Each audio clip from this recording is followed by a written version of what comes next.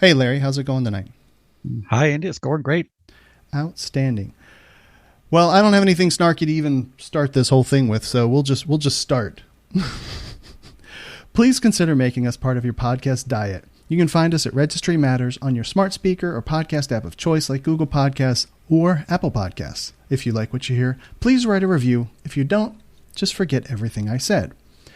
Larry, we have a guest joining us tonight. His name is Michael, and he is the publisher of several nonfiction books, a writer, researcher for NARSOL, and the executive editor of the Registry Report. He also has started assisting NARSOL in marketing, social media, and podcasting. Welcome, and thank you for joining us, Michael. Well, thanks for having me. How do you come to know of NARSOL, and how did you come to start your own website to report on Registry Matters? Well, I'm a registered citizen myself, and I pre-registry, I was a very public person with a lot of advocacy issues that I worked for. I was very active in a lot of areas, networking and informing the public about a lot of things that I cared about. Unfortunately, at that time, I didn't really care so much about this issue. Now, being a registered person myself, I find myself not just caring, but digging for every bit of information I can and trying to get a good feel for where things are going in this country. And it's very depressing. And for a few weeks, I was very, very depressed about it. And then I realized that, in every crisis comes some opportunity. And this is an opportunity for me to feel like I'm doing something about this. And so it kind of moved me from being a victim of the system to somebody trying to do something to change the system. And, whether I'm successful at that or not remains to be seen, but at least I feel better about my place in the world. Does that make sense? Yeah, it certainly makes sense, which, is not terribly different than how this podcast got started, of trying to focus on, just that little niche, that little window, that path that you're trying to focus on to bring closure to yourself, or to, point a laser beam at that issue. And so, that's how this got started, with asking Larry, since I think that Larry is crazy adept at this subject in general and the politics process. So that, that's how we got started. So that doesn't sound terribly dissimilar. Mm-hmm. But, I did a lot of research, and a lot of it was very depressing. And some of my friends and even my probation officer said, you got to stop, depressing yourself by just focusing on all these negative stories. You can't just wallow in the negativity. You've got to do something with it. You've got to try and change it or focus it some other way, or, and they were right. I was subscribing to a lot of news clipping services and research services, and I just built a huge collection of bad news.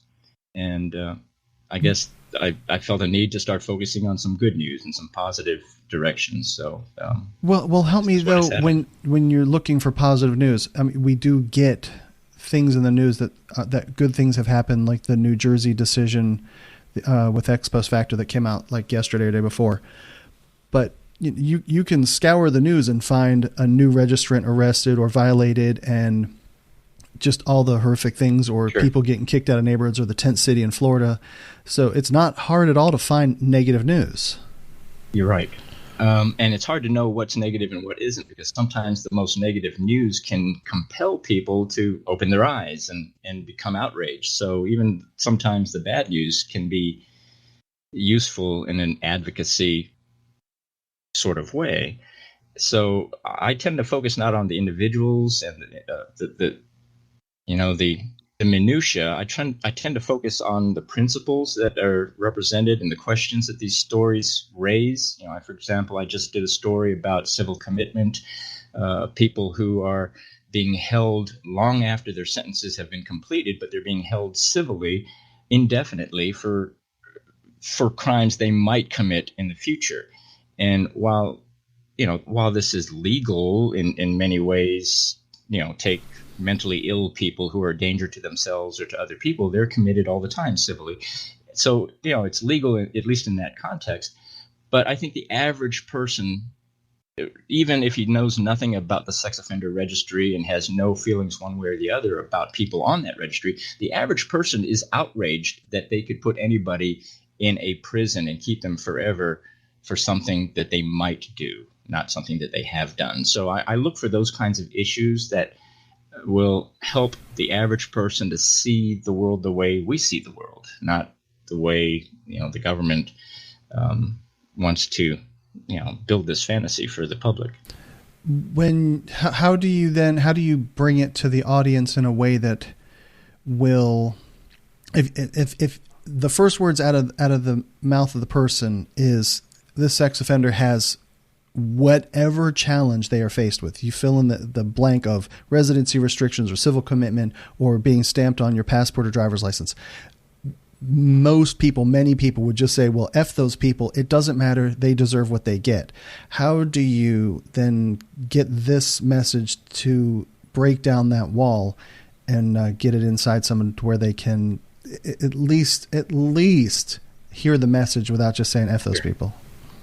I use what I call the Everyman Perspective. One of the articles I was working on and published on my blog is about states that are adding people to the sex offender registry who have not committed sex offenses. There are several states now where you can be added to the sex offender registry for drug offenses, for domestic violence cases, for other violent crimes like robbery, armed robbery, things like that. And I think that gives people pause. It's easy to condemn sex offenders as long as you're not a sex offender. It's really easy to say that they all should be rounded up and herded into a room and set on fire or something. But then when you realize that not everyone on that sex offender list is a sex offender, first of all, some of the people who are sex offenders got there for things that a lot of people do who don't go to jail. Teenagers have been having sex since humanity, came out of the swamps or whatever. There is, and yet there are just thousands, tens of thousands of teenagers on the sex offender registry for having sex with other teenagers. And I don't know anyone who didn't have sex as a teenager. And I think that sort of thing opens people's eyes. They realize that, okay, not everyone on that list is a monster. But for the grace of God go I. I could have been on that list because I had sex as a teenager. I could have been on that list because I've used drugs in the past. And so I think the key is building a certain amount of empathy and compassion. The ability to say that it isn't just the monsters that you have to worry about. It's yourself and your friends and your family.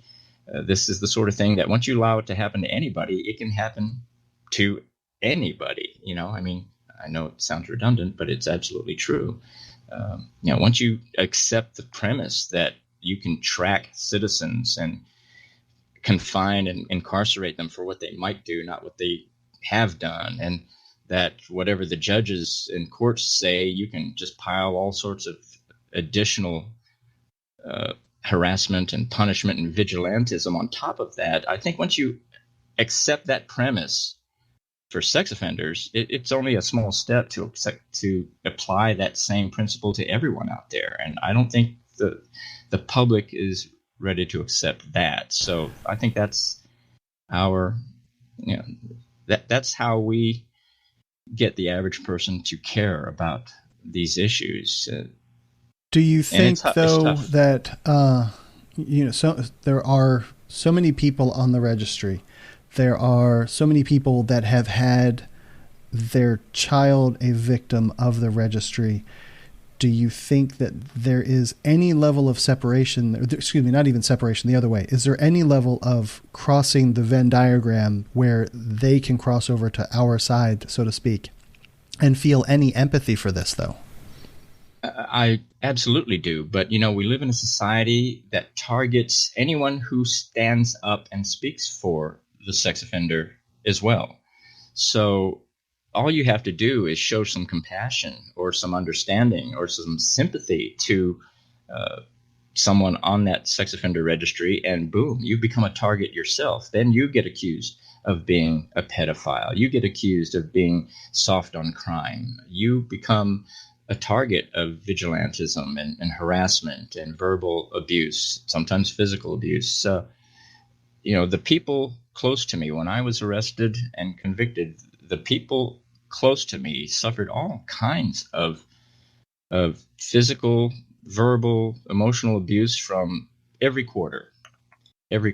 And honestly, I feel bad enough that what I did has caused, immense problems for me and my family. But just someone who is associated with me, someone who was my friend, people who have bought my books, suddenly they all became targets too. And that I really feel badly about. And it's got to change. It really does. Well, isn't that part of the incentive to not do it?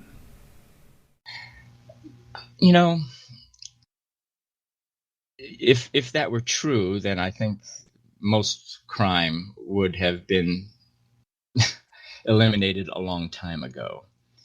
I don't think that well, let me back up here just a little bit. When it comes to sex crimes, the definitions of sex crimes are just so vague across the board that honestly, I don't think the average person knows what laws they're breaking when they're committing some of these sex crimes. I certainly didn't. I'm not going to go into detail here, but my crime involved in getting involved with a 17-year-old. The legal age for consent in my state is 16. The legal age for consent in her state was 17. So we both believe that what we were doing was legal. Unfortunately, she lived in a different state, and that got the feds involved. And obviously, that makes it a whole nother going across issue. State lines for sex with a minor. Sure. So, and honestly, I don't believe that the average person has a good working knowledge. I certainly didn't, and I have written books on this topic. My lawyer explained it to me in a way that totally blew my mind. What he told me was, I asked him, why am I not being charged with any sexual acts? And what he told me was, well, because, it wouldn't fly in court because having sex with this person is legal in this state. And I said, well, what's the problem? He said, well, you can have sex with her, but you can't talk about it. You can't let her see you naked. You can't, unfortunately, the age of consent laws are simply a defense against the charge of statutory rape. They can charge you with 50 other crimes very easily and get away with it. So, I don't think the average person knows that. I think maybe 1 in 100 person would know that particular aspect of the law, that the age of consent is simply a defense against statutory rape. It's not a defense against communicating with her, with exposing yourself to this person, to talking about it, to any of the things that go along with having sex. They just can't charge you with the sex act, but they can charge you with an infinite number of other crimes, and that's exactly what they do. And so people get caught up in this all the time. It's one reason why the actual crimes that people are convicted of in these types of cases really have very little to do with what actually happened. It's because they can charge you with darn near anything, and whatever will fly in court is what they'll stick with. So it's a huge mess. And I don't think the average person knows very much about how it actually works. And that's one of the things I am endeavoring to do, is educate the public and say, hey, you probably don't realize this, but most of these laws you've probably broken in the past and don't even realize it. And again, someday it could be you who's on the end of this justice, so-called justice. Sure. Larry, do you have anything? I think it's very insightful that what he's saying, because the average person doesn't understand these inconsistencies we have. You can have sex in my state with a person 16, unless you have any type of supervisory authority. But then, as Mike says, you can't take a picture of them, which means that you subject yourself to a felony prosecution. You can do anything imaginable, and I don't know to describe all the things imaginable you can do, that's lawful on a family program such as ours, but then you can't have a picture of what you've done everything imaginable to. The average person doesn't understand that. The average person, the only thing, what really hurts us in this country is we're a soundbite nation. And get rid of the death tax as a soundbite. They come up with these sound bites, and so when they pass these laws, it's to prevent child exploitation, and that's the sound bite. Well, it's very hard to find a citizen who doesn't want to prevent child exploitation, sexual exploitation of children. Well, a child can be described under a law as being anyone under the age of consent or even under the age of majority. The average person doesn't understand that when we talk about stopping sexual exploitation of minors and children. So we have a lot of educating to do, and the person doesn't really care until it affects them or their family member. And I'm sure Mike is being quite honest. This wasn't anything on his radar. All he knew was he was a good law and order person and believed in abiding by the rules of society, and criminals needed to be treated tough so that they didn't repeat. That would be the average American's viewpoint. I'm not trying to be rude to Michael. That was my viewpoint. Certainly, same here. At one time as well. Yeah. But then, even within our community, though, call them our people, they don't want to get involved either, and for good reason. For very good reason. No, not for good reason. You already have a target on your back. All Certainly. You're doing now is putting one on your front too. Okay, and do you want them to push harder and make more laws that make things worse? Or do you want to make things better? Well, honestly, that's a hard question, and it's a good question. And I've taken a lot of inspiration from the LGBT movement leading up to the legalization of gay marriage, and I'll tell you why. For 50 years in this country, the states used sodomy laws, anti-sodomy laws, to put gay people in jail. Correct. Essentially just for being gay. Mm-hmm. Most states do not even have a legal definition of the word sodomy, even though they use that word to put people in jail for decades. Sodomy is defined in the states that it is defined as unnatural sex. Now, unnatural sex to you and I could mean something completely different than it does to a jury in Mississippi or in Connecticut or in California. I'm just going to point out that sex in Mississippi is unnatural. Well, here's the scary thing, is that unnatural sex in many states was defined as oral sex. Now, if the average person knew 20 years ago that they could be charged and put in prison for having oral sex, even with your lawfully wedded spouse, I think they would be outraged. But the average person never knew that because it didn't really affect them, because these laws were only enforced against gay people, primarily. I think we're in a similar situation now where a lot of the laws that are applied and enforced against people charged with sex offenses today would equally apply to a lot of other people, but they're not.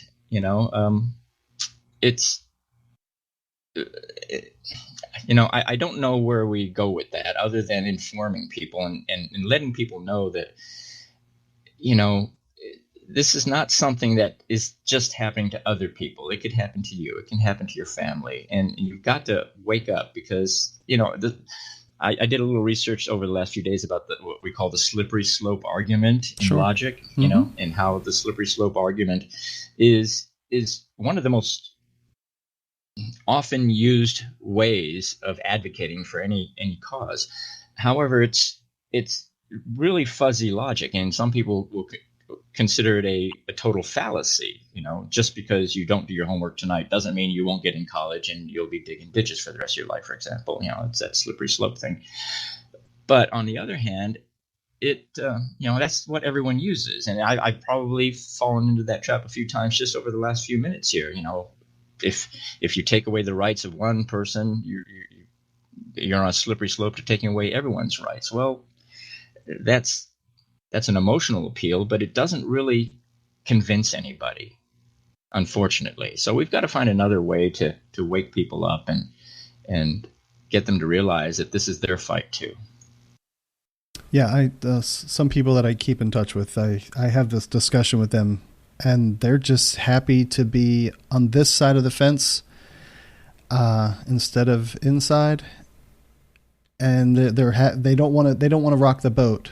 Yeah, I totally understand that. Today, this morning, I had my license renewed, and they stamped in big, bold, capital letters across my driver's license, sex offender, for the first time. And I've got to tell you, that kind of gives me the willies. Not Larry, that isn't I'm that gonna be compelled showing speech, it to though? a lot of people. I'm sorry? Larry, isn't that compelled speech? Well, that's a debatable argument about whether it is or not. That's been put forth as one of the claims in the International Megan's Law Challenge. Arguably, you don't have to have a driver's license, but there is certainly an argument there that the government's compelling you to carry a message on their behalf. I think it goes even further. I think, for example, when they put you in prison, the government has a responsibility to keep you reasonably safe from harm. This is why they segregate sex offenders. This is why they, put you through a lot of the hoops that they do, is to keep you from being lynched while you're in jail, while you're in prison. Once you're out, they stamp this on your driver's license, and it's a reasonable assumption that this could lead to harm. Somebody could, commit some act of vigilantism upon you, and the government is abetting that. It's a scarlet letter thing all over again. Brand you an outcast, and then pretend that you didn't expect the violence to happen. Pretend that you didn't, reasonably assume that there would be any bad outcomes. And I think that's bullcrap, if you ask me. Bullcrap. Well, that is what they in fact do. They, unless a person proclaims they're harming a registered citizen because of the registry, the law enforcement will say that they can't find a direct connection. But there are cases where they proclaim that that's why they're doing it, and then they're left they have no choice but to admit the obvious. But there are a lot of incidents that cannot be directly correlated because people don't make the proclamation that they're doing something because they're on the registry. But I like your argument. I didn't realize Oklahoma was one of those states that also put it on the driver's license. That's terrible. Yeah, twice, in two places, on the front and on one place on the back. On the bright side, the clerk gave me the option of putting veteran on my license at the same time, so I could qualify for military discounts in restaurants. Oh, very sweet. There was a case out of Oklahoma that went to the 10th Circuit, prisoner-initiated case on the driver's license, and it didn't work very well. The 10th Circuit wasn't persuaded. Mm-hmm. I read about that, and I think they took completely the wrong tack in that case. I look forward, honestly, one of the things that drives me in this is getting to a point where I can influence the outcomes in some of these cases. I mean, I really would like to, if necessary, be the one litigating some of these cases. All it takes is the right connections and maybe some money in your pocket. But yeah, what's a shame is when you read these appellate cases and you realize in the first paragraph that they took completely the wrong strategy in trying to pursue it. But I'm sure they did what they thought was expedient at the time. We did get a new Patreon supporter, and I'm just going to give the initials, and they are HP. And what I need you to do is send me an email message so I can get that out to you. So you can, so you get one of the brand new shiny blue balls, and I will get that out. It won't happen until I get back. I'm going to go on a little bit of a trip. And then I also mailed out another one that signed up for Patreon. So you know who you are. You signed up about a month ago.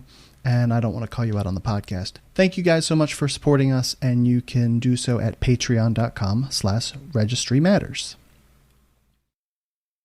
We received a comment, so Larry, I would like you to chime in on this one. This came along with a much larger email message, but this is what I pulled out of it. If legislating a specifically targeted group into chronic homelessness and unemployment does not constitute cruel and unusual punishment, then the Eighth Amendment needs to be stricken from the Constitution because there's nothing that would shock the conscience of the public. I'd say the same thing about denying registrants safe shelter equal to the respectable law-abiding public. If telling registrants, you're on your own, come to my shelter and you'll be arrested and taken to jail is not cruel and unusual punishment, then there's no longer any such thing as cruel and unusual punishment. Telling registrants they can ride out the storm in the local jail is a slap in the face. Besides that, what if the jail is in the range of the storm surge? What then? Is it, oh well, too bad, so sad for you? I don't know how to respond to that because I agree with Will that these things are unconscionable. I think that what we're doing in this nation is unconscionable, and this is just the tip of the iceberg. It's the tip he feels, but we've turned millions of people into homeless people, not just registered citizens, but by the heartless actions we've taken to curtail public aid over the last couple of decades, and to me, I just continue to harp on it. It reflects who we are in the nation. I couldn't imagine when I was growing up and being brought up in a Southern Baptist environment about all this compassion and forgiveness and stuff that we were taught, that we would tell a person that was hungry, we can't feed you at a shelter, we can't house you because of some mistake you've made in your past. We just won't do that. And then to have the laws come in and make it even impossible for the shelters who would like to. There are some shelters who don't want to provide the services, and they simply just have a policy because of insurance or whatever the reasons are. But there are other shelters who fit within a zone. If they provide the services, it's going to put the person in conflict with the statute. I couldn't imagine that we would ever have the heart to pass legislation that would prevent a person from being evacuated in an emergency. Or is that the same America that you grew up in, Mike or Andy? That we would tell a group of people that there's a storm coming, but unfortunately your life is not valuable enough that we won't let you pack up and go with the evacuation? Well, not in my experience, but I'm Japanese American, and you all know about the Japanese internment camps. So, yeah, America has a long and ugly history of treating certain groups very, very badly, and a lot of it depends on social panic.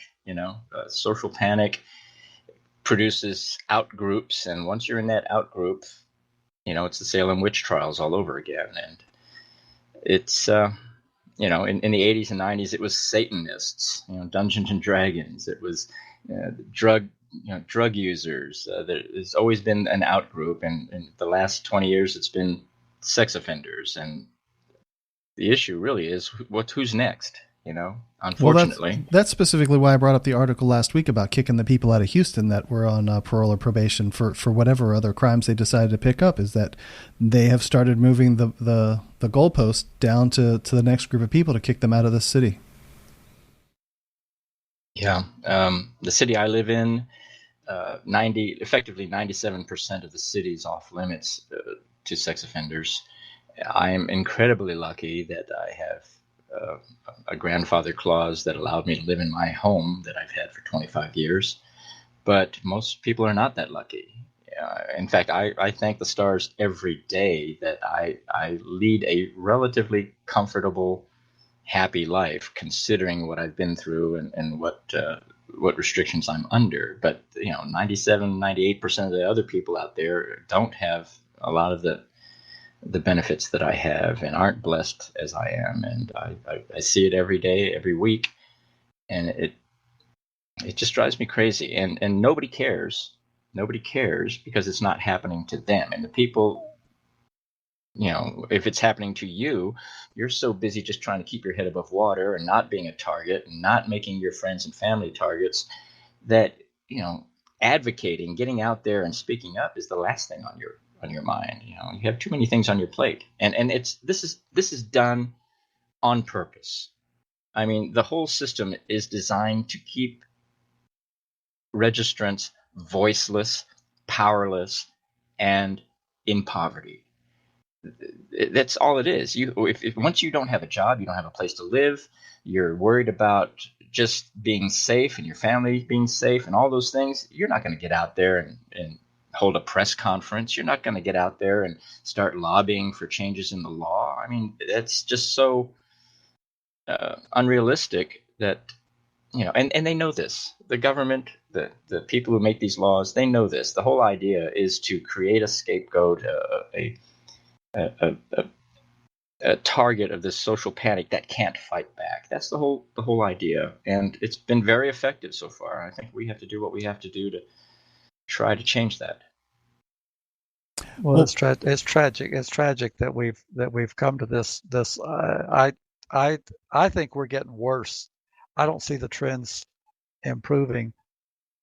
When you mentioned that you've been involved in causes, that's good because that will, if you want to do legislative work, if you've been in the system before on other issues, that's what's allowed me to carry forward.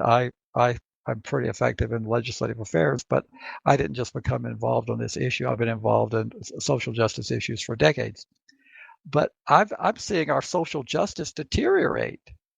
And the people that will write in and call in and send comments about love it or leave it, I don't have to love it or leave it. I can try to improve our country, just like the president who said the country was in shambles when he ran. I have the right to think that things are in shambles, and I'd like to improve the things that I see that are in shambles. And our social safety net has fallen apart. The way we treat one another has really deteriorated. I'm shocked and appalled that America has gotten so heartless that when I go on the streets and see families and hundreds and hundreds in a relatively small city of Albuquerque of homeless individuals, it's tragic. We're a wealthy nation, but we don't seem to be able to figure out how to allocate our resources that produces some kind of fairness and social justice for the masses. Well, to be fair, all of these problems are very complex, and we live in a World of Warcraft society where people just want to find the cheat codes. They want to be able to learn how to beat the system, how to win, and they're anonymous behind their computer screens. So the level of discourse has just dropped to the point where we can't have civil discussions about anything anymore, much less controversial topics. I mean, we can't even talk about simple things without people wanting to pull out a shotgun or something.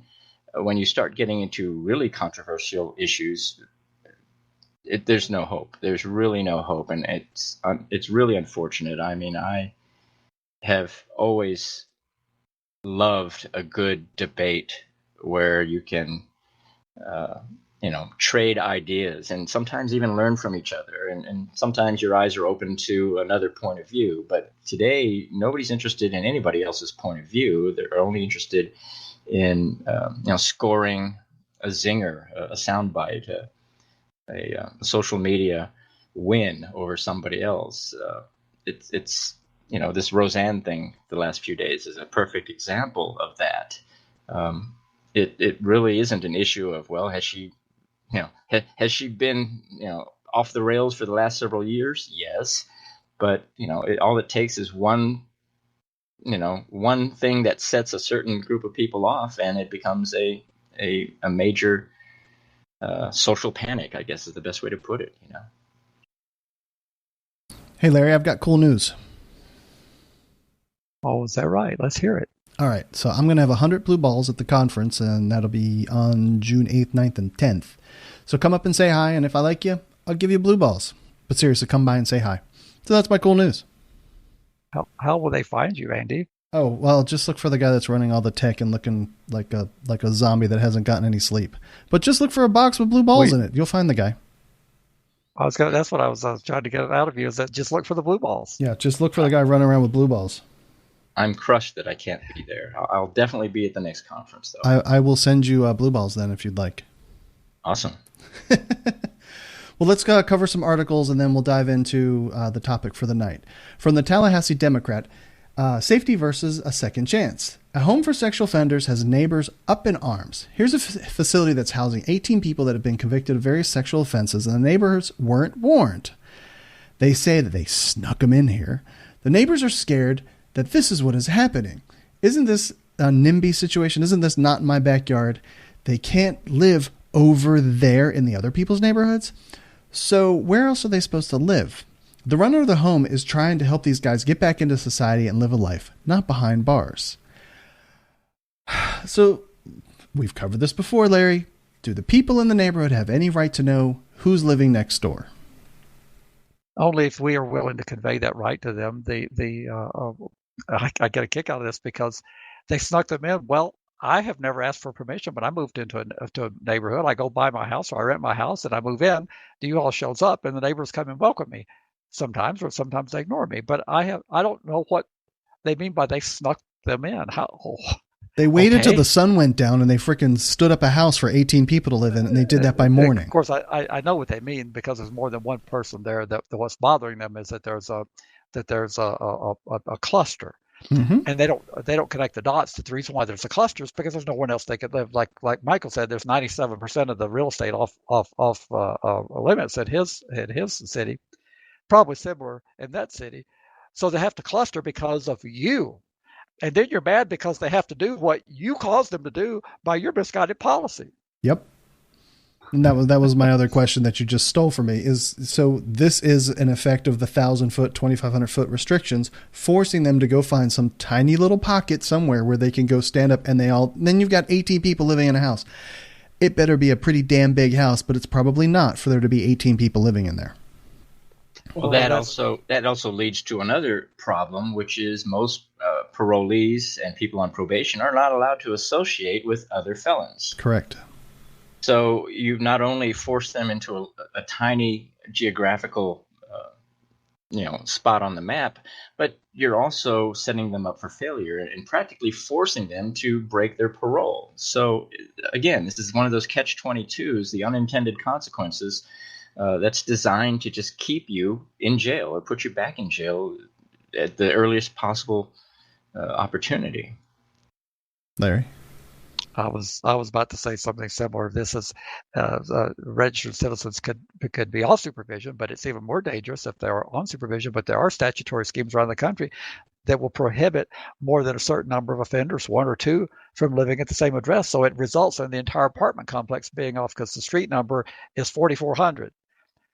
Well, the registry restrictions say that there can be no more at one address or two more to it or whatever it is, which prohibits that private property owner from making an agreement independent to choose whom he or she wants to live there. And this is in the great free land where we believe that private business can make the best decision, and then we prohibit them. If I were still in property management, I would be filing lawsuits saying I can rent to whomever I want to, as long as they're of sound mind and legal age to enter into a contract, and it's none of the damn government's business. But that's not happening. This is also another one of those cases where people are creating a fantasy constitutional right that does not exist. There is no right to know what other people are doing. I challenge you to show it to me in the Constitution. When I was I'm still an author, but when I was a best-selling author, and I would get hundreds and hundreds of inquiries from people through every possible form of communication, and they would ask me 1,001 questions, very personal questions about my life, and I would always respond with, "Why do you want to know?" And these people always felt they had a right to know very private things about my life, about what I do, who I live with, who I'm involved with, those sorts of things.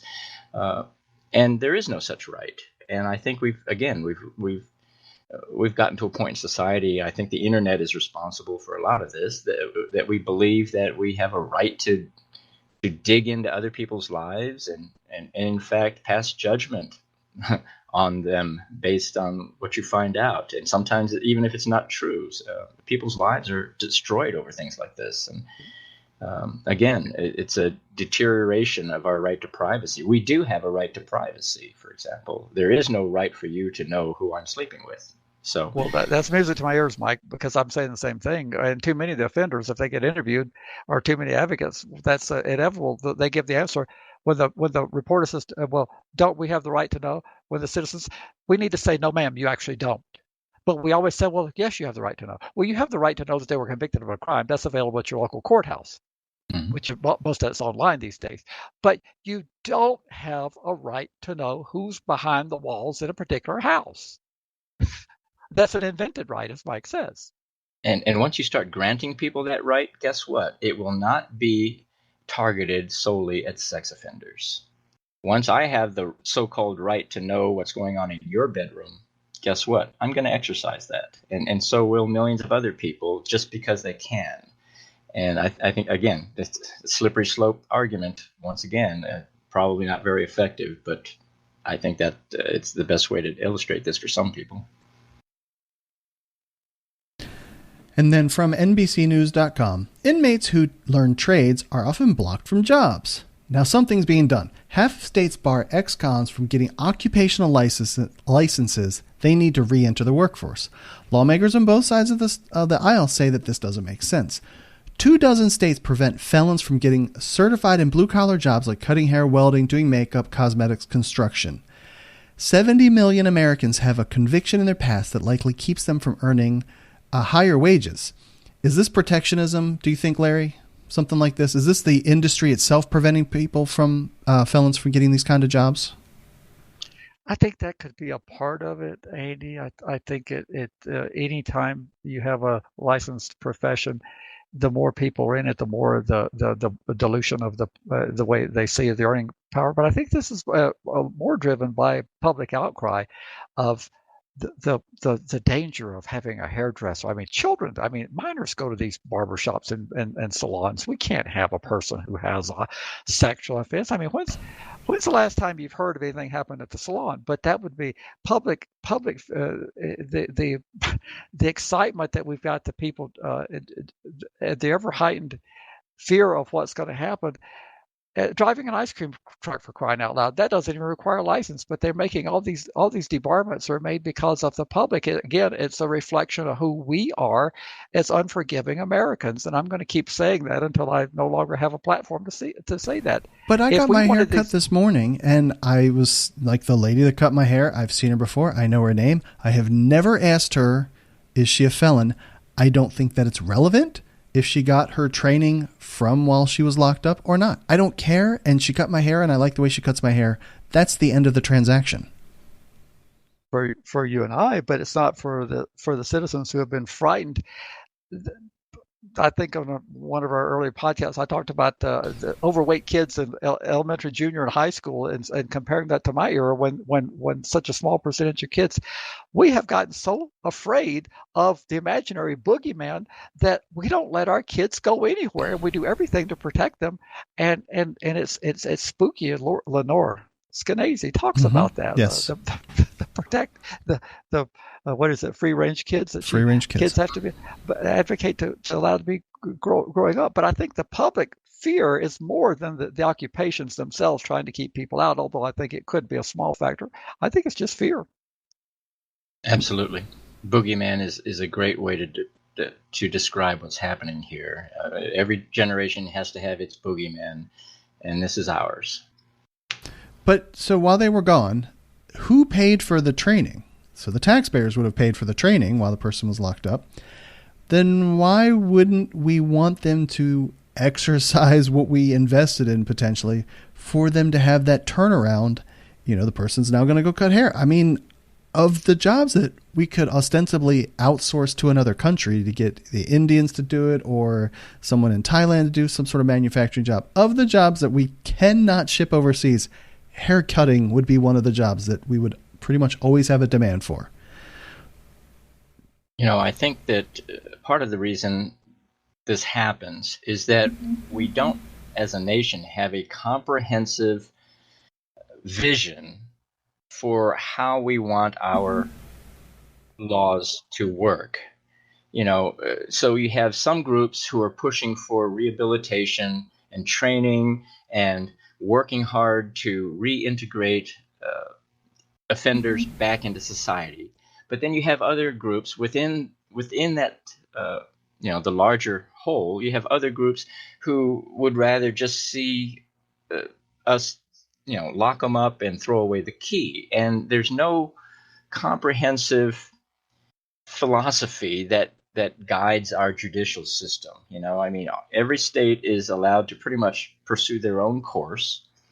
Many times the course that they pursue isn't in response to any overarching philosophy of justice. It's in response to today's headlines. What's in the headlines today? What is on the Twitter trending list? Those are the things that are driving a lot of the contradictory programs, and even sometimes within one organization. For example, I just wrote an article about the civil commitment. One of the companies that is operating these civil commitment centers uses as their guiding document a study called the Good Lives model, and it is based on the idea that if you help people build good lives by appealing to their need for validation and for love and for a good job and feeling like they're doing great, good things, that they're making progress, and that they're have great romantic and family relationships and all these things. If you work on all of these positive things in their lives, that they have a much lower recidivism rate, and that they are less likely to ever have to end up back in prison. Well, it's great it's lip service saying that you're using this as your model when you're keeping them in a 8x12 cinder block cell with no chance of having relationships, having a job, having any of those things that lend satisfaction and validation to your life. I mean, it's a total contradiction within their own system, and unfortunately, it's that way from coast to coast. You have lots of people, lots of groups working at odds against each other, reacting to the headlines, reacting to the trend of the day, the social media panic of the day. And we've got to move past that. We've got to start electing people who actually have some sort of a vision that actually is just, something that's not knee-jerk and enacted in fear. And this article comes from Yahoo News, as well as many other ones. The New Jersey Supreme Court bars retroactive application of Megan's Law amendments. Tell us, Larry, what does ex post facto mean? In the context, I guess, more so like related to us in how this all becomes ex post facto. Well, people mistakenly believe that no law can be changed, it can be applied retroactively. That is not true. The ex post facto clause in the Constitution is to prevent any enhancements of penalties or creation of penalties that did not exist at the time. Otherwise, people would not have notice of what they would be facing when they committed their offense. When it comes to registration and to some degree parole supervision, there's a temptation to change the requirements, and the New Jersey legislature creatively changed the requirements as they applied to parolees, where that they tried to mix the SORNA scheme into the parole scheme and enhance people's parole requirements and violate them for the enhanced SORNA requirements. And I haven't read the full opinion, but we can't go back and impose penalties on people for something that would not have been available at the time the crime was committed, the event happened. Some state constitutions, for instance, Maryland has language in their constitution at the state level that says that there can be no disadvantage, which is even greater protection than the United States Constitution has. But you could change a civil law retroactively, and people mistake that. So as long as registration is a civil regulatory scheme, you can change the driver's license. We can say, well, we used to issue an 8-year license. We've decided that in the interest of public safety, your vision can deteriorate too much in 8 years. We're going to change it to a 5-year maximum. And we can do all sorts of things within a regulatory scheme, but we can't change criminal penalties. If we do that after the fact, then that's a violation of the ex post facto clause. Help me understand where the line gets crossed between from the civil regulatory side to the criminal regulatory side in relation to this, because this is claimed to be a civil regulatory scheme, but then they impose these extra restrictions, and somewhere there's a line that gets crossed saying that it's unconstitutional. Well, when you look at, if you're going to make federal claims on the U.S. Constitution, the most guiding case most recently would be the Smith versus Stowe case from 2003. They looked at the Alaska regulatory scheme as it existed, and they applied 7 factors to analyze. They said you can dress this up and call it anything you want to, but we're going to look at it and determine whether, despite your civil label, if it imposes punishment. And they looked at the Alaska scheme as it existed at that time, and they didn't see of those 7 factors, and they didn't tell the lower courts how to weight those 7 factors, but they decided that I focus on the most important one to me is it did not pose any disabilities or restraints at the time. It was merely mailing in paperwork. Okay. When you cross the line, when you begin to impose disabilities and restraints, and where the magic stopping point is on a disability or restraint is going to be dependent upon the reviewing court and how much tolerances they have for disabilities and restraints. The courts that are elected directly by the people in the more conservative states are probably going to have a tad bit more tolerance for imposing disabilities or restraints, because the political reality is, if you have to run for your election on the Supreme Court of a state, you're going to be somewhat conscientious of where the people are. It shouldn't be that way. And I tell people, I don't make the rules of life. I merely tell you what they are. The rule of life is, if you have a political race to run, in order for your job to depend on it, you're going to take into account political considerations, because you're only a flawed mortal. And it's the rarest of flawed mortals that can say, well, I just don't give a rat's ass about the political consequences. I'm going to look purely at the Constitution. There are some, but more, that have problems with that, because, believe it or not, they have families to send to school and college, and they have home payments to make, and they have the same responsibilities in life that the rest of us do.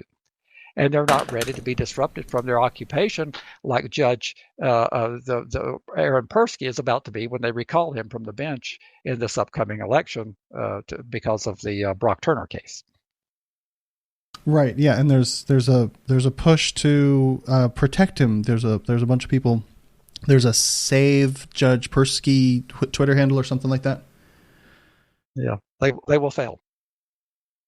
Sure, they might, because sure. we have a angry mob now that's being fanned by the flames of the victims advocates and the Me Too movement, and all these people. All this pressure is going to mount to where it would be the most unlikely scenario that he would survive this recall.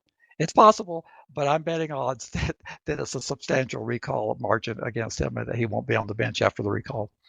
Yeah, and that's. I realize we're moving away from this issue, but that in California, then judges can be removed by what, a referendum, or apparently there's a recall process I'm not familiar with that will remove them. We don't have that process in my state, but apparently there's a recall mechanism that they do a lot of things by public referendum in California. That's how we got Proposition 13 and all the horrible referendums that they've passed through the people. The 3 strikes you're out,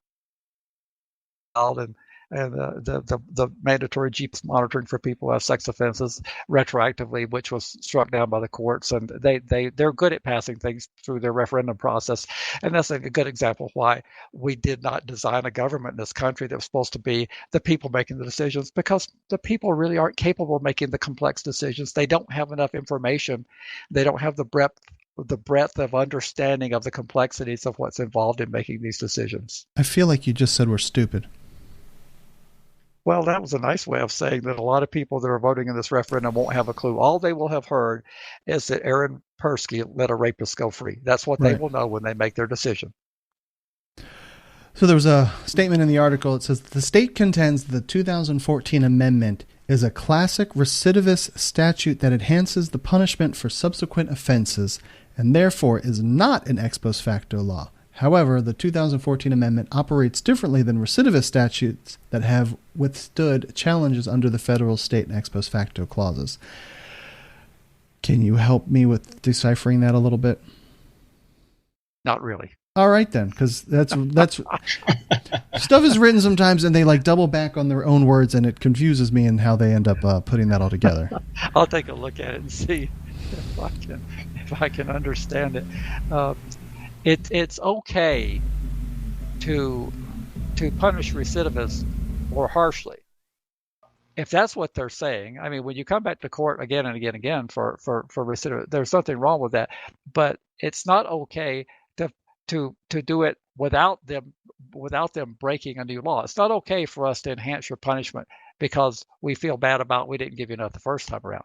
But I don't know exactly what this writer was trying to convey. Yeah, we've talked about they're putting the people that have a very low recidivism rate inside of a box that if they go commit a new crime, then that would be recidivist, and that would bring in a whole other sequence of laws, call it like the 3 strike stuff that goes against drug offenders. If you've committed the crime again, there's going to be a harsher penalty. It doesn't seem like they have to really introduce anything new. The judge is going to be like, well, hey, you've done this before. You've now done it again. I saw you 6 years ago. Then they're going to give you a stiffer penalty. It doesn't seem like they have to introduce anything to make this stuff worse. It says here, the court in a unanimous ruling vacated the convictions and sentences of 4 parole sex offenders who committed minor violations of their parole conditions, and then they mounted a challenge to the law. So apparently they've tied the registration and the parole together, and that's where they made their mistake. But see, the victims' advocates never stop reaching. They will never have enough of your flesh. They will always come back, and it's like the DWI crowd. Although I'm not in favor of drunk driving, regardless of how much progress we make, they will always want more. If they can't arrest enough people at 0.10, then they lower it to 0.08. And then as we make progress getting down to 0.08, they ask for 0.05. Yeah. And that's what they do with the people who advocate for these. They are never satisfied with the amount of flesh they're given. I think Michael said it a little bit differently earlier, but they're not going to stop. But if it saves only one, I'm okay with that. I've said on previous podcasts, I'm okay with that. If we want to throw the Constitution out to save one, I want to start on the gun people. I assure you, we can save at least one by stricter gun ownership and regulation. So if you will join with me to save one, I will throw out 800,000 people's constitutional rights. If you will join with me and throw out the rest of the people's rights under the Second Amendment, if you'll make that deal, I'll make that deal.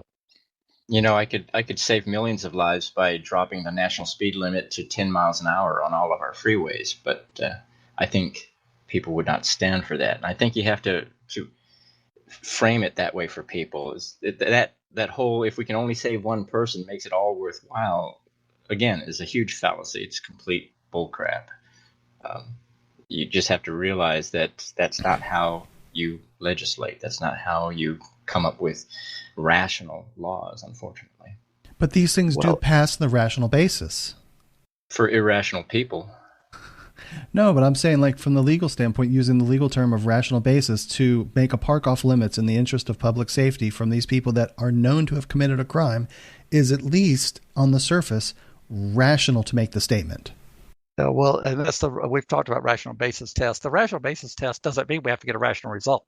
It means that the lawmakers who were designing the statute had to have had a rational reason to want to do it, and their rational reason is to keep the community safer. That's all the rational basis they need for that level of scrutiny.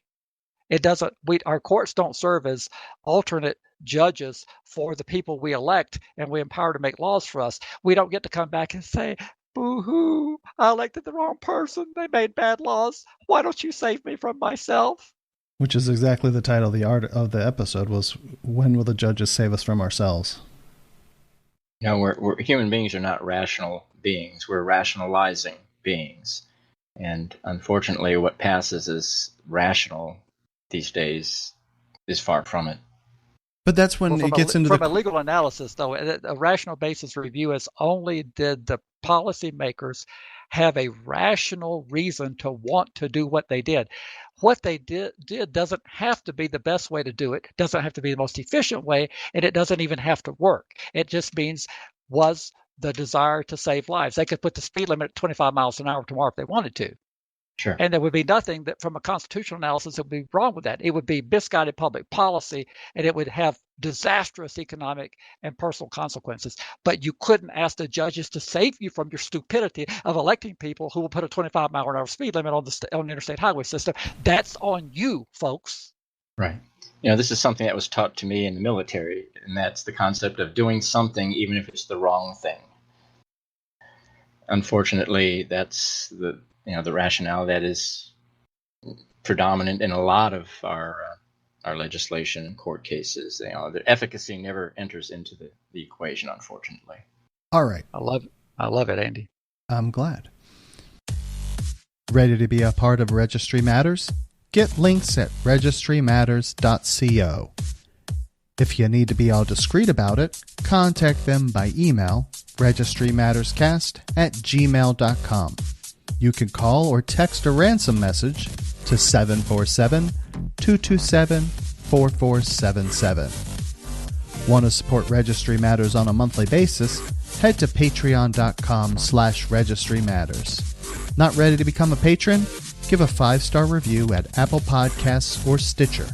Or tell your buddies at your treatment class about the podcast. We want to send out a big heartfelt support for those on the registry. Keep fighting. Without you, we can't succeed. You make it possible. We are now going to have our featured segment, which is going to be entitled, at the moment, it's 10 questions to ask an attorney to see if they're the right one for you. What we're going to do is we're going to discuss how to retain the services and the right attorney for your situation. Most of you probably don't know that there are many different areas of specialization for the attorneys to choose from. Even on the criminal side, there are multiple areas where an attorney can specialize. This means that you need to be really careful when you select an attorney for your circumstances. Larry, how does an ordinary mortal know how to select an attorney? It's very difficult, even for people who work in the business, to know how to select an attorney who have exposure. It's very difficult. And hopefully in this podcast and future podcasts, we can circle back on this because we can take feedback and questions. It's difficult. If I had to give you one piece of advice, which we're going to go further, one piece, don't hire the attorney that tells you what you want to hear. If you base your decision on that, you're probably going to select the wrong attorney. But the attorney that I want to have is the one that's going to hopefully get me off, or at least make my situation as less punishing as possible. Isn't that the answer I want to hear? Of course, that's the answer you want to hear. But I don't want to hire the guy that's going to say, yeah, we're going to go in there, we're going to ask for the maximum sentence. Well, your attorney doesn't ask for the sentence. Well, I mean, I get your point. So how do you break through what I want to hear versus what is logically possible, realistically possible? Well, give me a hiring scenario. What's the circumstances where an attorney's services are needed? Where are we going with this? I seriously think that the majority of the people listening to the show they are post conviction, so we are trying to have some sort of reduced conditions. Let's say, I don't know, maybe we're going to try and get off supervision early. Does that sound like a legit scenario? Well, that was that one. And we could talk about when the police come and make the initial contact with you, which would be far fewer people listening to us that will be in that circumstances. They wouldn't be listening to us unless they'd already been through the system. I don't think that most of our audience listens that haven't experienced this problem. Getting off supervision, yes, that would be a good thing that you would want to hire an attorney for. And the considerations for that would be completely different than if the police just beat your door down. If you're going to try to get off supervision early, you would want to talk to an attorney who actually has done a few removal petitions, early termination from supervision, and has some experience in that particular jurisdiction. Sometimes we don't advise you to have someone in the local jurisdiction because there are a number of reasons. But in the case of trying to get off supervision early, you'd want to find out. Have they succeeded? How often in getting people off supervision? What is their plan?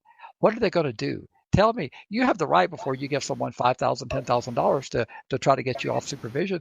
They should be able to tell you what the law is that permits you to be removed, what the prosecutor's office is going to, their response and their posture is going to be, because they do these things regularly, hopefully, or at least somewhat regularly, and they're going to be able to tell you what would enhance your odds of being successful, like having your restitution paid, having completed treatment, having no violations of supervision or only minor tax. They should be able to tell you in the course of the conversation, here's what the hoops are we're going to have to jump through. I'm going to charge you $10,000 and I'm going to do these steps. If they can't tell you what they're going to do, they're probably not going to be very successful if they say, just trust me, write me a check. It sounds legit, but it still sounds, I don't feel that I could, it's almost like I would have to hire an attorney or hire a you person to help me interview the attorney to try and get that specific thing done, because I am not even remotely qualified to evaluate if their plan of action makes sense. Does that exist? Well, then you may. Well, there are people like me that do that type of consulting. I've done it, but we would, if you're going to get off supervision when you go into to the attorney, he or she should tell you if that's your specific request. Andy, I'm going to tell you, we're in Houston County, and of our two Superior Court judges, in my 20 years of practice, I've only known 3 people that have gotten early terminated here. We started out on an uphill battle. Right. And this is an election year, and the DA is in a heated race this year. So I suspect the DA is going to be gangbusters against your petition. So if you're going to do a petition, I'd consider doing it after the election. I think you might want to hold off, although I'd sure like to cash that check today, but I'd like to hold off on that. In the meantime, while I'm holding off, have you completed treatment? Right. These are things that the attorney should volunteer to you. My point is, if they just tell you, pay me $5,000, I'll file a petition. You don't want that attorney. That's what you want to hear, is I'm going to file a petition to get you off. But you want this detailed analysis. You're a smart shopper, and you want to find out what they plan to do, what kind of obstacles we might be up against in getting terminated from probation.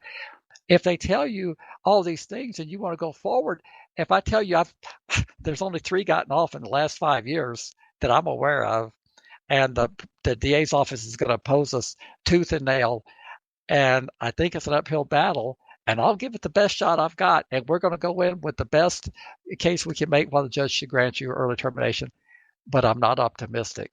That's not what most people want to hear. Right.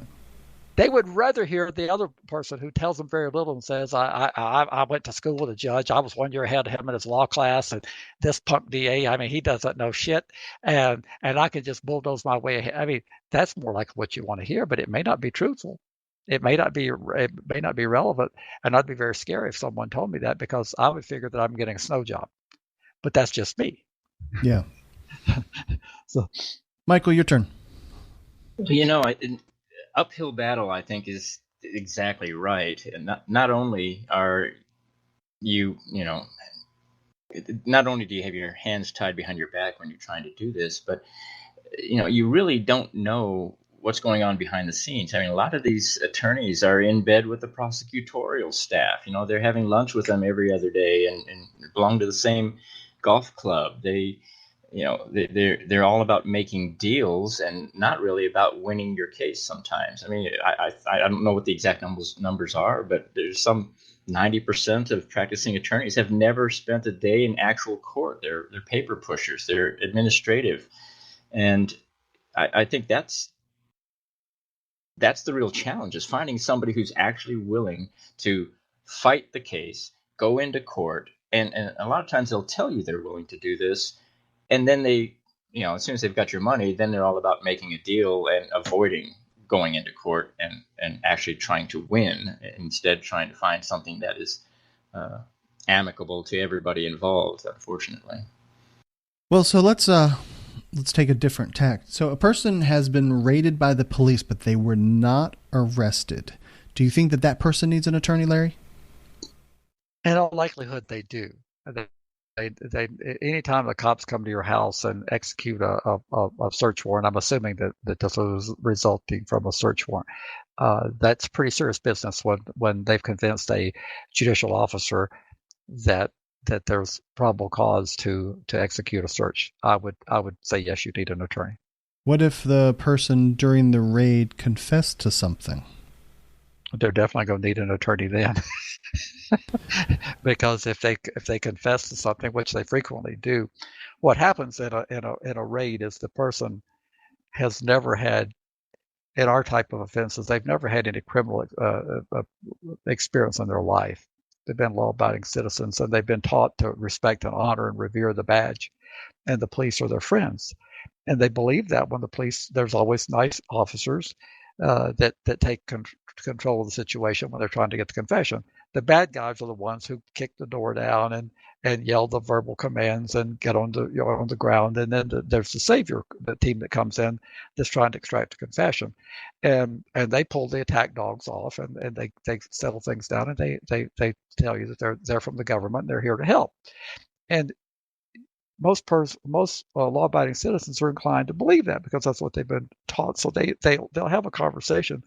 If it was a porn raid, for example, they'll have a conversation and they'll admit it was their computer, and they'll admit that they knew that the people were under the age, and they shouldn't have done that. But oftentimes they don't know any better because they think the cops are there to help and they're being friendly with them, and they think that if they get it all out, that somehow it's going to be better for them. Things are going to go easier. Things are going to go a whole lot easier, and they are going to go a whole lot easier for the cops. So they're not lying to you when they tell you things are going to be a lot easier if you tell us everything, and they're telling you the truth, but they don't tell you it's going to be easier for them, not for you.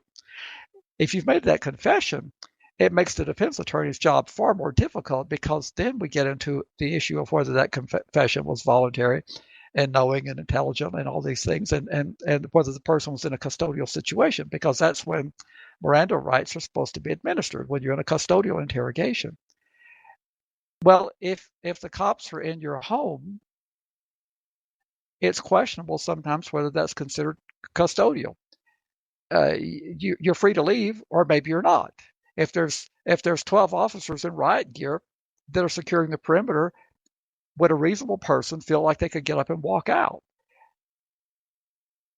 Leaves your attorney with the opportunity to file a suppression motion asking that confession be set aside and those admissions be set aside. And if that motion is not granted, then the state's case just got a whole lot stronger. Yeah. Because your bargaining power just dropped, because that's part of the leverage when you're negotiating these deals that everybody hates. Says, well, hey, I've got 3 motions I'm going to file, and if you don't want to talk turkey with me, I'm going to file suppression. I'm going to file X, Y, and Z. And when you lose those motion hearings, when the judge shoots you down on all of them, your leverage of the uncertainty of what might happen evaporates. And at that point, the prosecutor can say, well, I had to do work prepared to argue against 2 of your motions. You've lost. Why should I make a deal with you now? I'm going to convict your client at trial. So tough situation. Right. Michael, how about you? You got something to go on? Absolutely. That person needs an attorney.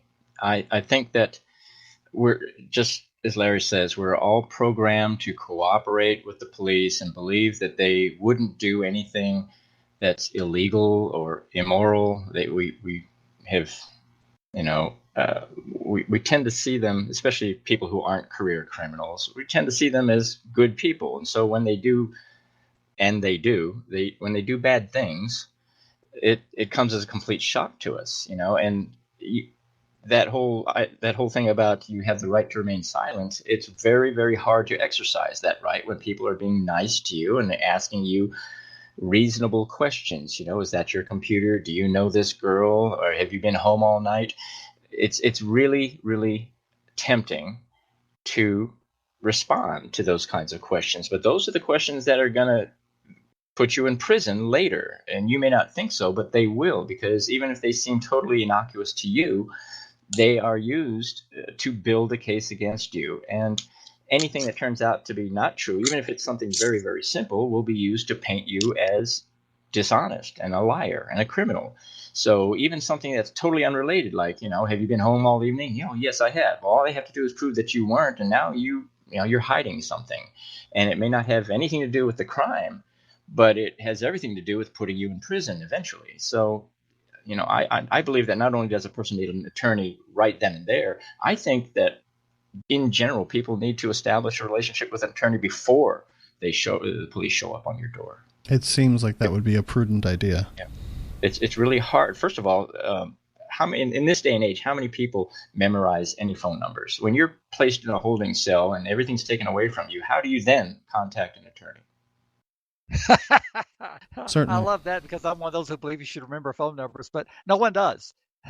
They're trapped in jail. The phone's in property, and they have not a clue how to call a soul. Yep. Exactly. It's the most amazing thing I've ever heard of.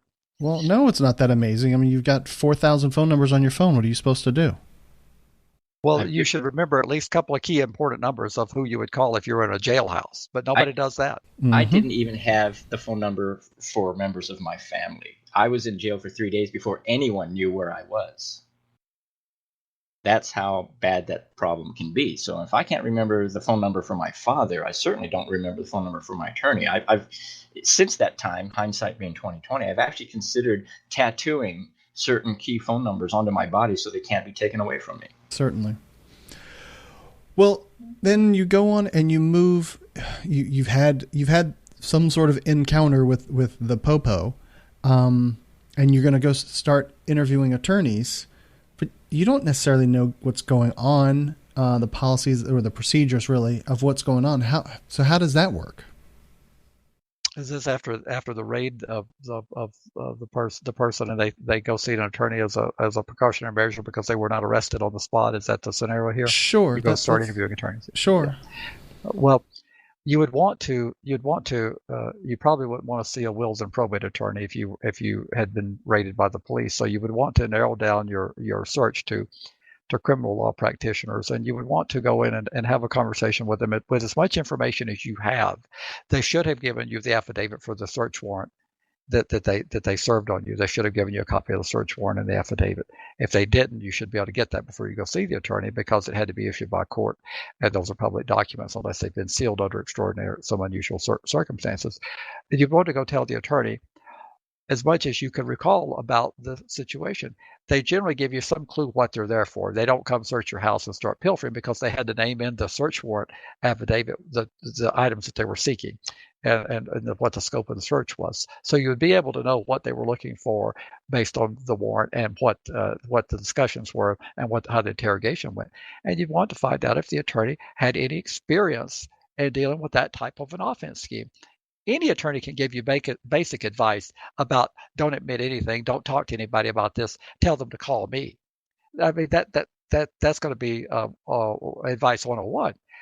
But then what they can do next is try to figure out what's happening in the case. Try to figure out what the trajectory is of what's going to happen. If they have connections at the DA's office with the law enforcement, they may be able to find out how hot to trot they are on trying to arrest you.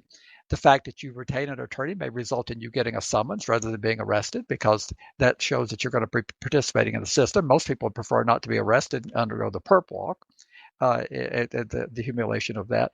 A lot of things that you would talk to the attorney about would be procedural stuff. You don't know enough. You haven't been charged yet. So you'd be wanting to know, what are they going to do next if I get arrested? What would they likely charge me with? Well, they were searching for porn, so they're going to charge you with possession of porn if they found anything. And the attorney can have those conversations with you. What do you think they would have found? And they're protected by the attorney-client privilege. Even if you haven't retained them, that consultation is protected if it's in the desire to retain the attorney. They can't go out and call up the DA and say, well, Andy came down here and talked to me today. You wouldn't believe he told me he had a computer full of this and that. I mean, that's not ethical to do that. Should you do full disclosure? Should you tell them everything you know? I don't see how the attorney can be as effective advising you if you don't tell them. It's uncomfortable, it's humiliating, and you're going to want to minimize it. That's our nature. But an attorney, if you can't tell them what you know, it's hard for them to tell you what to expect and how to prepare to deal with what's coming down the railroad track. But even if you have, you're a little bit higher functioning, you kind of have a clue what's going on. Maybe you're somewhat guilty, not fully guilty, and you're trying to interview these attorneys. How do you separate the wheat from the chaff? You see these flashy ads on television for, whatever, call whoever, dial 1-800, blah, blah, blah, blah, blah. How do you separate a hardworking, legit, honest attorney that doesn't have all that flash and whiz bang stuff, the bling, I guess you could say, versus the ones that have the bling? It's tough because attorneys by training are usually good orators. They're trained at that. You're going to have to get over your shyness to ask for references. Ask them questions that make them uncomfortable in a respectful way. But there's nothing wrong with saying, how many trials have you done in the last 5 years? Right. Nobody would ever think to ask that because the attorney sounds good. They're a good talker. But if you're thinking that there's a possibility that you may have some defenses that might merit a trial, you need to know if you've got a person who can actually do a trial. If you don't do trials, you're not good at trials. You can only be good at trials if you do them. And too many attorneys never do a trial. Michael's right about that. They wouldn't know how to put together to be ready for a trial. They're negotiating. When the prosecutor knows that you never go to trial, you don't get the best plea offers because he's never going to go to trial. We can push this attorney harder, which results in the client being pushed harder to take a plea that might not be as good as what could have been had. I don't see how mere mortals are ever supposed to navigate this. There's no way that you can go. How are you? They could give you references, but they could be not staged, but they could just be padded references, only showing the best. There's not necessarily there's not a Yelp for attorneys, I don't think. There absolutely is. In fact, Yelp is being used by people to complain about shoddy attorneys. So yes, you can look for information on the internet from dissatisfied customers. Obviously, some of those people have an axe to grind, and you have to take everything with a grain of salt. But if you have one attorney who has 20, 30 complaints against him, that's a huge red flag. I don't deny it. It's tough. I feel bad for people who are poorly equipped to go in and do this because it's not something that comes natural. That person has a lot of advantage that you don't have, and even if you're good at negotiating and good at picking up on signals, it's tough. So I don't think there's an easy answer here. It may be that a broader business of consultants to help people weed out bad attorneys. Maybe I may have to create an industry of consulting, which I do now. But perhaps maybe there's a need for people to have someone to consult with them when they're shopping for attorneys. You know, another thing that makes this very difficult is attorneys, like doctors, protect each other, even if they don't like each other. Even if they know that one of their fellow attorneys is incompetent or corrupt, they will never, ever disclose this because they know that this is a two-way street and it could come back and hurt their practice. So this is something I learned when I was pursuing a malpractice case against my very first criminal attorney, who ended up in jail the same week I did, charged with more crimes than I was. But you would never know it from what he told me about himself and from his reputation in the community. He looked like he would have been the perfect attorney to pursue my case. And in the end, he turned out to be not only a criminal, but he was disbarred and was no longer an attorney. Right in the middle of my case, I had, and on the other end of that spectrum, I've had my last attorney was a tax attorney with relatively little experience prosecuting, or not prosecuting, but defending a criminal sex offense case, and yet he turned out to be wonderful. He turned out to be very diligent, very resourceful, and worked very hard for me. So, it could go either way. Sometimes you just have to trust your gut. Yeah, as a person who is anti-confrontational, this is a completely foreign subject. I'm used to punching keys and making computers do things for me that are very binary. It either is or it isn't. The law is not, I guess you could say it's guilty or innocent, but everything else up to that point is very vague. And for a person such as me, at least the way that I feel about this, I don't think that I could ask enough questions to come up with the answer of who's the right attorney. Andy, bringing up the subject of being confrontational, I think that's a key element in picking an attorney. There are so many attorneys who are afraid to make the judge mad. They're afraid to stand up to a prosecutor. They have to deal with these people every day. They have other cases, other clients. There's a lot more at stake than just you and your case sometimes.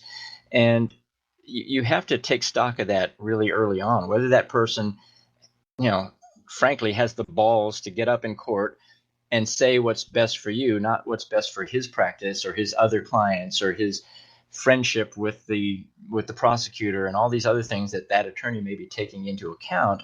You need somebody who will actually stand up and say what needs to be said, even if it makes somebody mad. And that's hard to find, unfortunately. Certainly. And before this runs into like a 7-hour-long podcast, do you think that price matters? Does a $1,000 attorney guarantee a different set of results than a $100,000 attorney? What would distinguish the difference? Does the different colleges that they went to, does that make things different? And I say this from the standpoint that you and I, Larry, share a similar aspect, that you're not an attorney. However, you are still one of the most adept. You're incredibly insightful on the subject, yet you're not an attorney. So we can't hire you to do this work. But then you have the people that are the licensed attorneys, and you have crap ones and you have stellar ones. I don't know that price is the sole deciding factor, but it is a consideration. There's a limit to what you can do for a client on a small budget. If there's a case where you're trying to defend a person, where you're going to go to trial, if someone quotes you a $2,500 fee for a felony case, it's not possible to put forth a robust felony defense on $2,500, and you certainly wouldn't have any money for expertise for forensics if you had any issues for forensics evaluation. We're going to come into it. Money matters, absolutely, it does matter, but I don't want to diminish. There are a lot of hard workers out there. We hear more about the bad attorneys than we do the good ones. There are a lot of hard workers out there who will quote a price and they'll end up being far too low for the amount of work that they put into it. I worked with one on a Georgia case that where we overturned a guy's conviction that was incompetent to stand trial, and he probably did 4 times for his hourly rate, which was a reasonable hourly rate. He probably worked 3 or 4 times as many hours as he got paid for, but he was in it and he stayed in it, and it just kept eating away at his time. But he was not going to let go of it because the issues and the merits mattered. But money has to be a consideration because it's a fact of life in a capitalist system. We have to have overhead. It has to be met. There's people who depend on paychecks that are helping support the law firm, and you can't provide stellar service on a zero budget. So it is a consideration, but I wouldn't say that's the sole consideration. Certainly. Would there be considerations when looking for an attorney for post-conviction matters? Absolutely. The post-conviction attorney is going to largely be different than the trial or the pre-conviction attorney. Most cases, federal and state, are resolved by plea agreements, which limits those who resolve their case by plea have a very limited number of post-conviction remedies available that they can exercise, as opposed to a person who went to a trial. So a person who went to a trial might have the trial attorney do the direct appeal, as it's known. But most post-conviction proceedings are not direct appeals because there was no trial in 90+% of the cases, so there was only a direct appeal results from a trial. So they're bringing other claims in post-conviction proceedings, and the rules are forever changing, complex. You have to know a lot about how to find the most recent case and a legal authority to make the best claim that can be made, because a recent case could change the dynamics for better or for worse in terms of what claim you might make in a post-conviction relief proceeding. So you're going to want an attorney who does primarily post-conviction work, that understands what they're doing, and that person may not be good at speaking, but most of the post-conviction stuff is not done in the courtroom. It's done through pleadings and arguments made to the judge that are written. Very few go to a formal hearing. There are some, but it's a different type of an attorney. So you wouldn't want to run down and hire the best trial attorney. In all likelihood, you'd want to hire the best appellate or best post-conviction attorney you can find.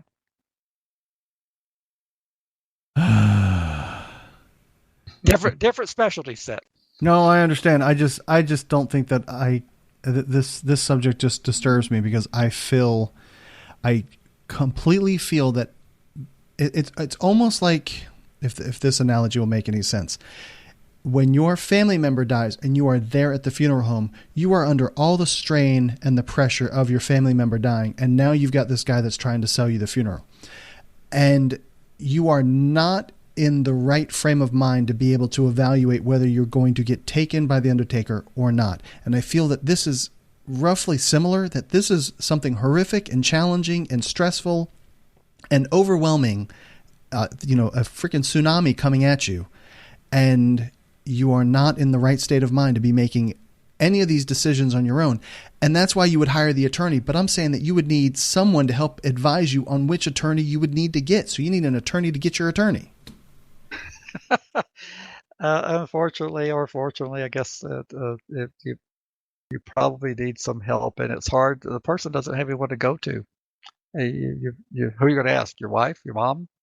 Unfortunately, that's what happens most of the time, is you get into trouble and it's left to your family to find you an attorney, and they're even less equipped to handle this problem. It's again, this kind of goes back to my assertion that, the time to establish a good relationship and do your research on attorneys is before you absolutely need one. But you then need a whole litany of attorneys, because you need a tax attorney, you need a real estate attorney, you need a corporate attorney, you need a family attorney, you need a criminal attorney. I mean, you've got to have this bankroll. Perhaps you find a good general practitioner who can find you a good attorney in that case. Well, I agree with Michael on that. You could have a good general practitioner that could help you with most common things. If you're trying to do a will, although wills have become a cookie cutter thing, most attorneys that have a general practice could figure out how to do a will if they wanted to. That I would tell you, if you came here, well, we haven't done a will in 12 years, then you'd probably be better off to go down the street, because we'd have to figure out what we're doing to put it together properly. But we could do it. I mean, we're able to. If you have a law license, you're able to practice in any area you want to. But I think having someone on retention, the general practitioner is going to, hopefully he or she is going to know when they're over their head. They're going to say, really, I took criminal law when I was in law school, but I've never defended anybody, and I don't think that you would be best served by having me. But I know where to go, so I think having some a relationship with a legal professional would be a good thing. I don't have anything else. You don't? No. How do we finish this a long topic so quick? Because I cut out a bunch of questions, because we're already at like an hour and 45 minutes. Well, then maybe we'll come back to this another time after we get some comments. We should. Because it's a perpetual thing that I'm very passionate about, because certainly. I see people getting burned all the time. Absolutely. With bad attorneys, and they get burned. There are bad attorneys that are taking advantage of you, but they get burned a lot of times because you didn't like the answer that the good attorney gave you. You didn't want to hear that, and you went to the person who finally told you what you wanted to hear. And that's what I'm trying to get people to be on guard against. If you've made the confession, and if you've signed the document, and they've got you dead to rights, and the attorney's telling you, look, if we don't plead this out, they're going to stack these counts, and under the law, you probably will never see the daylight again. And I don't believe I'm going to win any of these arguments, because you're fairly articulate. It's going to be hard to claim you didn't understand your Miranda warnings, that they did administer them properly.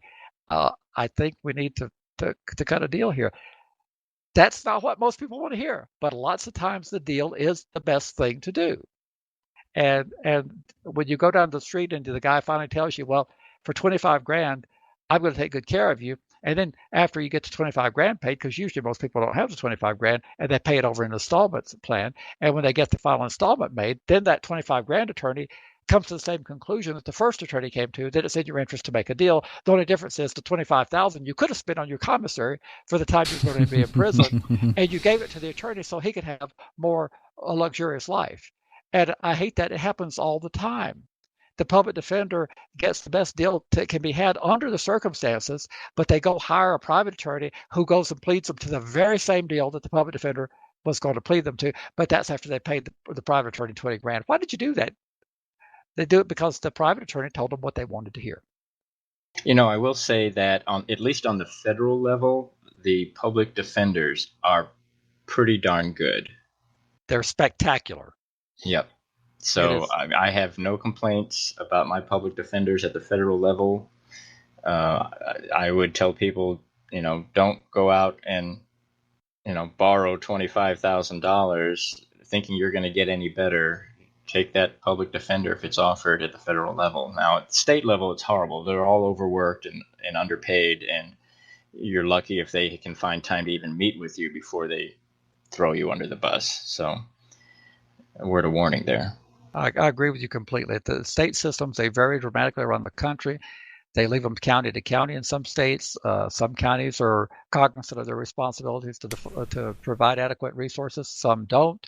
Even the state systems like mine, we have vastly overworked offices with case ratios way above what's recommended, and they just can't possibly keep up with the grind. And I give advice all the time to attorneys. I tell them, very simple. When the judge says, "Are you ready to go? State defense ready?" Say, "No, sir, I am not ready to go." Why aren't you ready? Because my crushing caseload has prevented me to spend the time I need to on this case, to go through the discovery adequately, to do the research to see that the elements of the state can meet their elements of burden of proof. I have not had the time to do the job. So, Your Honor, I am not ready. and that will throw a monkey wrench in it. And then there'll be a sidebar conference, and the judge will say, "Why did you say that in open court?" "Because you asked. That's why I said it. I'm not ready." To make it a matter of record, so that later you have some, you actually have some recourse when things go badly for you. And the same thing for when the person hires or finds a post-conviction attorney. Fall on the sword. Rather than defending with your integrity that you did the best job possible, go in and meet with the habeas attorney and say, "Actually, I didn't do a very good job at all. I was shuffling 104 cases, which was twice what was recommended for a felony attorney, and I was not able to," and tell the habeas attorney the things you wish you had done that you didn't have time to do. And then that'll be put in the habeas proceeding. If you really want to change the system, spine up and do the right thing and tell the courts you're not ready, and tell the habeas attorney that you did not do a good job. If you didn't, if you did a great job, sometimes the attorneys did a spectacular job and the person's unhappy because the factors beyond their attorney's control resulted in receiving a harsh sentence. The public made those statutory schemes that stacked all that time. The attorney didn't do that. The public made those harsh mandatory minimums. The attorney didn't do that. So don't be mad at the attorney for the things they couldn't control. But the things the attorney could control, they need to take responsibility for them. If they were not able to do their job adequately, they need to say so. Well, let's shut this down. Mike, how can people get in touch with you? Do you have a website? Do you have Twitter? Anything like that? Sure. You can check me out at registryreport.org, where we try to keep the public informed and write some thought-provoking articles there. Outstanding. That sounds great. An outgoing. Well, how do they contact us, Andy? That's what I want to know. Well, I always have the little middle piece. So registrymatters.co on the website, 747-227-4477. On Twitter, Registry Matters. Patreon.com/Registry Matters. What else did I forget? Did I forget anything? I think that's everything. You got it. And I have an outgoing quote. And the most satisfying thing in life is to have been able to give a large part of one's self to others. Pierre Teilhard Desjardins. No idea. That's a good pronunciation. I could never have done that. Thank you very much for joining us, Mike. Appreciate it. And we will talk to you soon. Thank you so much for having me. You're welcome. Larry, have a great night. Thanks, Andy. Thanks, Mike. I enjoyed the joint podcast. Take care. Take care. Bye.